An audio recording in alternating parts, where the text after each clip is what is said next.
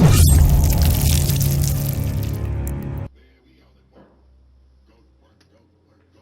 hello there, guys. Did not see you.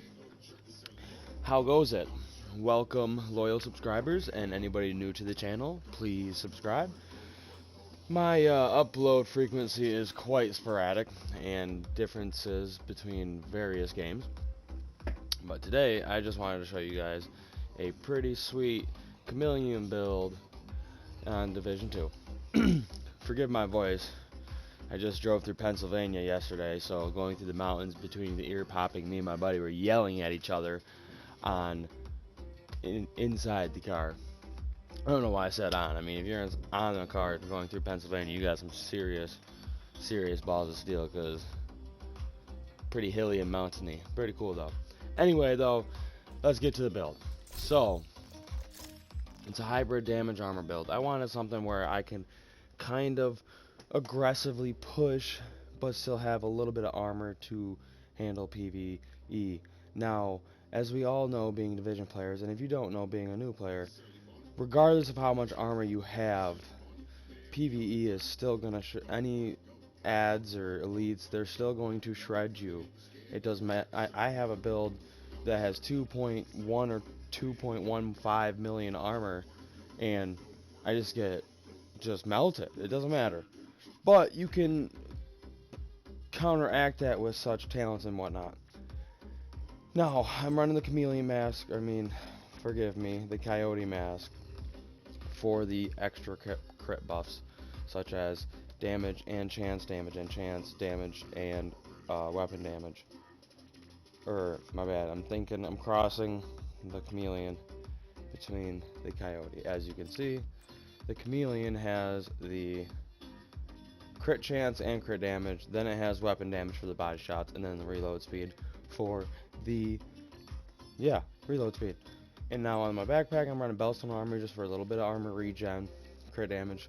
I have the 3 blues, but everything else is mostly reds. This one just happened to have a armor regen roll on it, but I wasn't going to complain because a little bit helps, and a roll obliterate on it for that little bit of extra weapon damage. And then I got the 2 pieces of bulwark for the total armor and armor attributes rolled with crit damage on it. I was also using these 2 pieces with my backfire build, and I would have to constantly back and forth roll hazard protection and crit damage on both these pieces whenever I wanted to switch builds. I just need to find myself another set of bulwark, gloves, and knee pads to use for my backfire build. But yeah, guys, this is the build. It's pretty solid. Now let's get into some gameplay. I know you guys just wanted to probably see the build real quick, but here we go. Alright guys, so here we are. I did fast forward this part of the mission because it was pretty much just like basic gameplay. It wasn't nothing too extraordinary. I didn't want to lose everyone's interest in the first few minutes of the video, so I just went through it real quick. As you can see though, I'm getting a little bit of bonus armor from the Bloodsucker. I'm staying alive. This is still heroic with 2 directives. Invaded manhunt mission. It's not like it's a hard, running around, but you still gotta play smart with it. You can't just face tank everybody because you're still gonna get shredded. You gotta be patient with it. You gotta make sure, once you get the 3 buffs from the Chameleon, you really can kinda just obliterate everybody.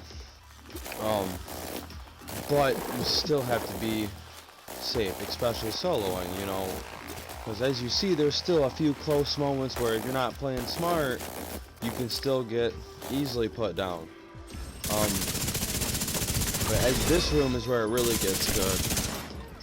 You really see the build in action, because Bloodsucker helps, you can take out ads to regain some quick armor. But the thing is, you can't be taking fire from every direction. You kind of have to be moving around a lot, such as Division's designed for. You got to be mobile.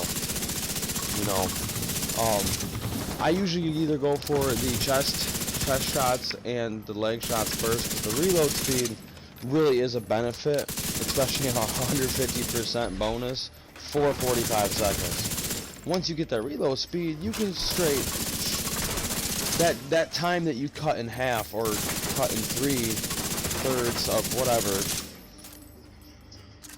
it really saves you, especially if you're stunning them. If you're stunning them, they can't fire back at you. So the less time you stop stunning them, the better for you. So you can really keep enemies put down. And then obviously the crit damage and chance is always a benefit. But the 90% weapon damage, that's quite insane. You know, a lot of people are against using the Chameleon on a damage build, but for me, I feel like it's a nice added extra boost. Now, since I'm already at 60% chance out the box, the Chameleon extra crit chance doesn't really do anything for me. And, or maybe it's not the Chameleon, but either way, the Coyote Mask, the extra 20% crit chance, that's not doing anything for me, but every other talent is. You know, like, and this tank didn't even get a shot off. Well, granted, you gotta shoot the belt to ammo, keep them from firing. You know, that's the one good thing. That's one piece of unsolicited advice you're gonna get from me. Is I do that a lot because the amount of damage they can do to you within seconds is just astronomical. So if you keep them from firing at you, especially when you have nearby ads, I'll focus on the tank a little bit just to keep him at bay. Like, keep him near me, but keep him not firing at me so I can focus on ads from getting behind me and whatnot. That's the worst thing. You don't want to get people behind you. You still gotta play this build smart. I run this build a lot with my teammates, and it's just as effective because I still play the same way. I still have to play safe. You know, but I can still somewhat aggressively face tank in certain scenarios. Now, you'll see once I get 3 buffs, I get a little more aggressive and a little more cocky in my playing.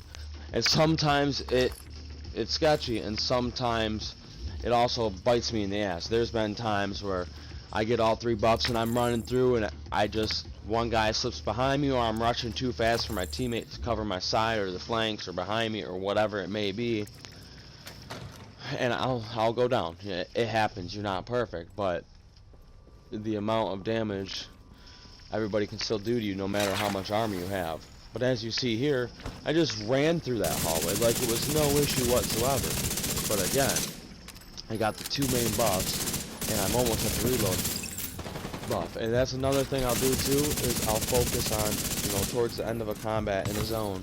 There's like one guy left, let's say it's one elite or a tank, I'll try and get my 3 buffs up before the next round of combat, because once I get out of combat, my buffs reset and they're full, but they drain during combat. So the faster you get through combat, your buffs you'll still have your buffs. Granted, every time it can't happen because it's like long periods of combat like this scenario, and you gotta constantly chase people, and you gotta play patiently. You can't just run around everywhere.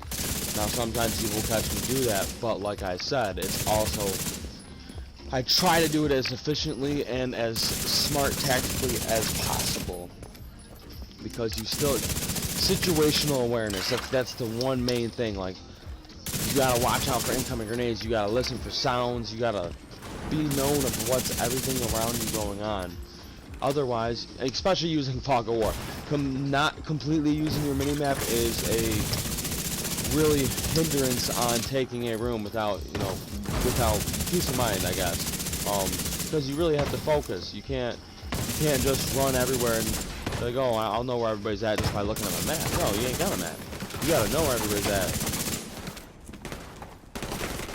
Don't ever rely on that shield, because if you put yourself out in the open and your shield's about to break and you got multiple enemies surrounding you, flanking you, behind you, you just done screwed yourself. It's over. Once that shield drops, you have no protection. You are done. So you'll see me a lot like not use my shield. And I got a defender drone as well, which is pretty useless. I experimented a lot with this build, and I feel like, personal opinion, not fact, I feel like all these skills are utter useless with a damage build, because with no skill tier, their effectiveness is shitty, their haste is shitty, their reload time, their cooldown time, it's just all around just trash, and the benefit that they provide you really is nil to none. So with the defender drone, and I also have the damage reduction mod. I feel like with the shield, it gives me a little heads up. Look at that, almost dead. But I just healed up as fast as possible. You can still get into hairy situations. But I feel like with the defender drone, it gives me a little bit of brief cushion to get myself out of it. You know, I'll more or less use the defender drone as I'm peeping in and out of cover like you see here to help get my damage across the board faster with taking less damage simultaneously. And then you'll see times where I'll pop my shield up, pop my defender drone, and get the hell out of dodge just to protect myself. Because as you'll see in this mission, between grenades and certain snipers and or dogs or any explosives, my shield is like a one-hit done. Like if I get hit by a grenade and pull it up, or the explosive bombardier drones, or even just the explosive drones, pull fresh shield up, bomber hits it, boom, it's done. I'm done. So I gotta, that defender drone is a slight cushion to help me get out of this hairy situation. Because I have tried using my regen drone, the fixer drone, and it's not bad, but it's not great. I have another armor regen slight damage build I'm kind of putting together. The fixer drone's more beneficial with that, but without being skill tiered, that drone's just Like I said, I played around with multiple skills on this build, so I'm not. Skills suck with the damage build. It's not a skill build, so you really don't have much. So you gotta play with that in mind. You can't rely on your skills.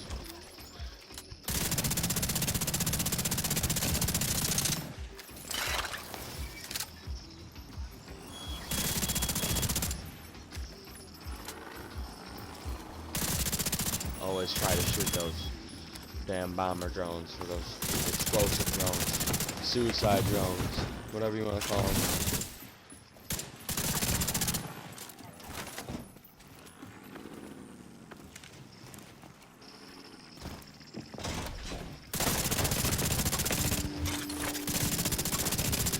And you always get one guy you gotta finish off, running around, chasing him around, he's doing parkour. You know the drill.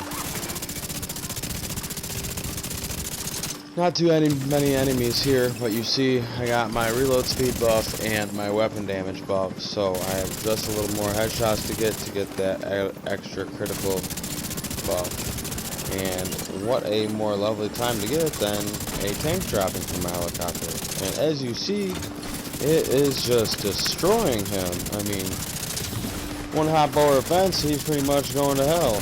There you go, he's done. Dunzo. Couple little assholes to deal with. Couple rushers.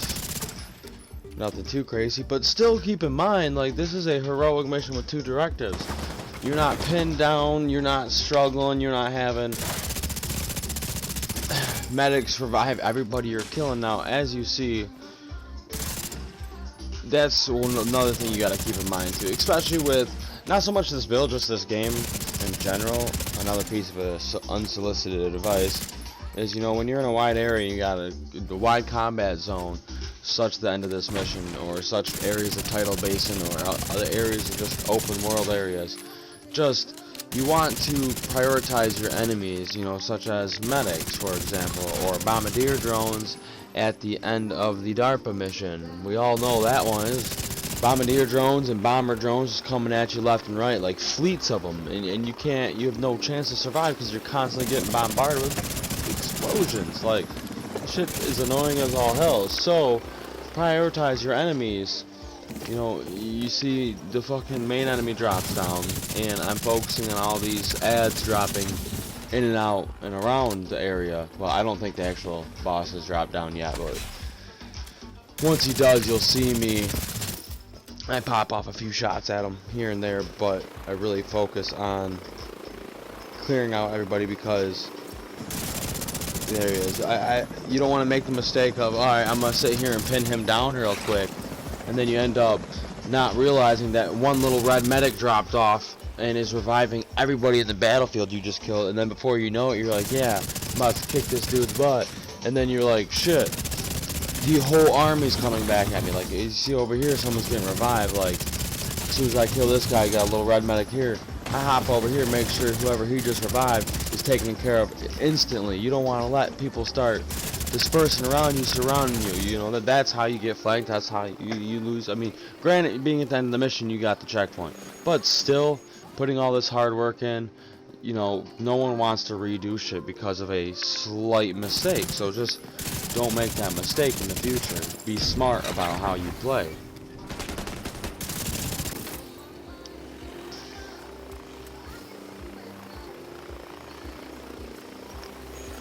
Really, there's not too much like greatness in the rest of this video for combat wise, but I just wanted to show you, you know, the full, you know, that way you see the full mission in its entirety, in its authenticity, to make, you know, that's why I showed you a little bit at the beginning of where it said heroic and shit, because after that I was sitting there looking through commendations for like 10 minutes, so I didn't want to include all that, but like, just, I want to just show you a little bit of play style. Like I said, a little unsolicited advice for new beginning players or anybody. But this is all personal play style. You know, everybody plays different, so you might not like the way this build works.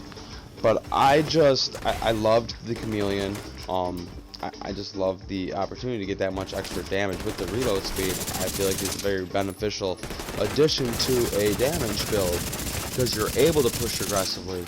And as I will continue to show more content from this, because like I said, I play with this a lot on playing with teammates and whatnot, so you'll see when my one buddy, I have a friend named Diablo, he kills it, just shreds it, and you'll see he covers me as a teammate. We actually play like a tactical team, whereas you'll see a lot of people playing together that just aren't cohesive enough to play. Like, we just trust each other with everything, so that way we can pull through, and it works.